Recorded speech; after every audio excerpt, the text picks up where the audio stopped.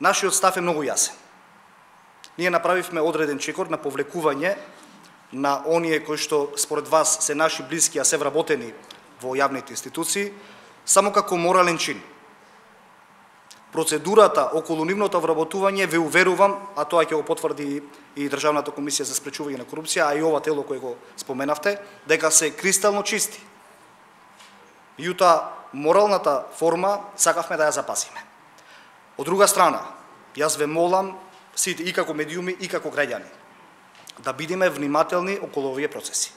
Значи, никој не сме и нема да дозволиме да биде привилегиран.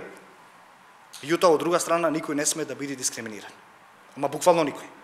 Секој оној, затоа што и уставот и законите се еднакви за сите, секој оној кој што има намера да се вработи некаде, дајте да му возможиме соодветна процедура, па макар и јавна, тоа свое право на вработување да го исполни.